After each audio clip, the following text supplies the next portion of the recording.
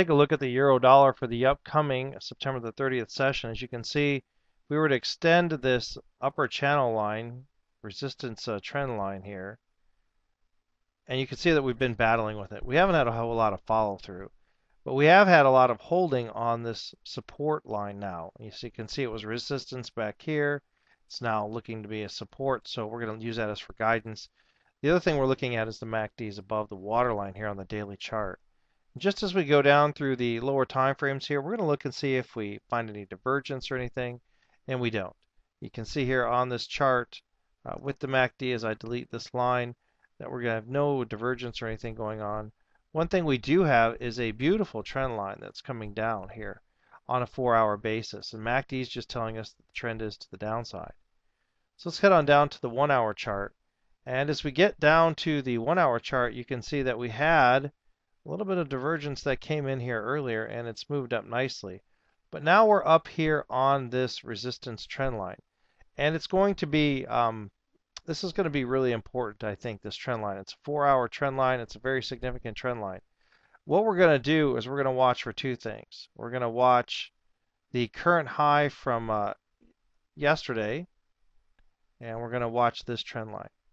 Any kind of close below this trend line here on a 30 or 60-minute chart, we're going to be looking to sell because it would be a close below this resistance trend line and this support trend line. So any close below here, we'd be looking to sell. Any close above this level here from yesterday on a 60-minute basis, then we'd be looking to go long. Any close above this line here, we'd be looking to go long. Remember, you need to wait for the candle to close. So we're going to look for a sell below this level here. Remember, if the candle closes on a 30 or 60-minute below that level, we'll be looking for a sell, and a buy with a close on the 60-minute candle above this level. Now, it's going to be very interesting to see what's going to happen with this 4-hour trend line. If it breaks and it continues to close above this level, we're going to be looking for this to run quite a bit. And we'll be discussing that in our session more. So really, that's what we're looking for on the euro dollar for the upcoming September the 30th session is one buy and one sell. Let's take a look at the pound yen for the upcoming September the 30th session. We thought we'd just throw in the pound yen. We haven't done the pound yen, I think, for all of you. And the pound yen, this is a daily chart. We're really going to be concerned mostly with what we see here. That previous support area is resistance. You can see we have a death cross going on, the 40-day exponential moving average crossing the 200-day exponential move. Nice downward move. So let's go ahead and go on down to the 4-hour chart.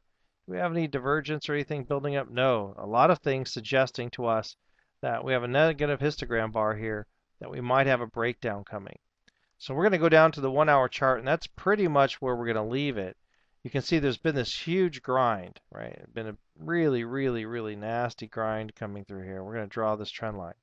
So what we're going to keep an eye out for, because there's a lot of support or resistance to the upside here. You can see all this resistance in the previous. And we had this crazy spike happen during the Asian session tonight. Again, you see that spike. That's really indicative of why we encourage you to wait for the top of the hour, wait for the close of candles. See, a lot of people got caught going long on that, and now they're about to get stopped out. So we're going to look at these 2 points. Going to have one buy, one sell for the upcoming session for September the 30th. We're going to look for a close on the 60-minute chart above this high here for long. We're going to be looking on a close below this trend line here on the 60-minute chart for a sell. So for the upcoming September the 30th session for the pound yen, we're looking for one buy, one sell. Let's take a look at the pound dollar for the upcoming September the 30th session. As you can see, we've definitely come through that daily trend line, and we've also come below the 200-day exponential moving average. That's fairly significant. MACD's below the waterline. Again, still strong trend down. And as you can see here, we're not at any really significant, as we take this to the weekly charts, we're not at any real significant support or resistance level at this point. But we do have a little bit of a hammer forming here, even on the weekly chart. Let's take a look down at the 4-hour chart.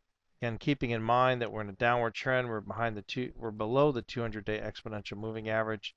As you can see here, even on the 4-hour, the MACD is below the waterline. That's significant for the downward trend. And as you can see here, really nice, we have a beautiful little trend line that you can see on the 1-hour or even the 30-minute chart. And that's going to give us a couple nice trades to go ahead and negotiate with. So as you can see with the MACD right here at this time, the trend is pretty flat. It's just kind of going sideways. And when MACD is above the waterline like that, just kind of going sideways, it basically drifts higher. I call it drifting with the MACD. And even if we take this down to a 30-minute chart, you'll see that.